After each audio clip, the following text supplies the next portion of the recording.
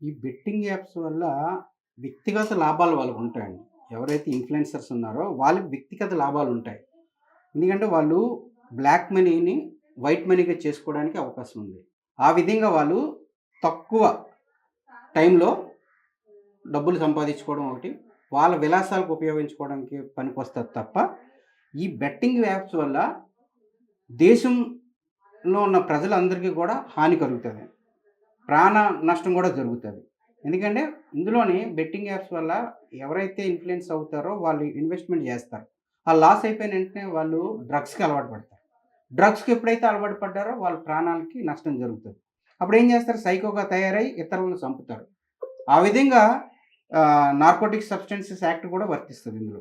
ఆ విధంగా వాళ్ళు వాళ్ళ స్వప్రయోజనాలకే పనికొస్తారు తప్ప, దేశానికి గాని, రాష్ట్రానికి గాని, ముఖ్యంగా ప్రజలకి దేశంలో నివసిస్తున్న ప్రజలు ఎవరికీ కూడా సుఖశాంతులు లేకుండా చేయడం ఈ బెట్టింగ్ చేయడం వల్ల. ఇటువంటి వాళ్ళని తక్షణమే అరెస్ట్ చేయాలి. ఎందుకంటే లేకపోతే సమాజం మొత్తం పాడైపోతుంది. ఒక పోలీస్ ఆఫీసర్ గారు సజ్జనార్ గారు తీసుకున్న స్టెప్ కరెక్ట్. ఆయన చొరవతోటి ఇదంతా కూడా ముందుకొచ్చింది కాబట్టి, వాళ్ళు మరింత లోతుగా ఇన్వెస్టిగేషన్‌కెళ్ళి ఇటువంటివన్నీ కూడా అరికట్టినట్టయితేనే దేశం బాగుపడుతుంది.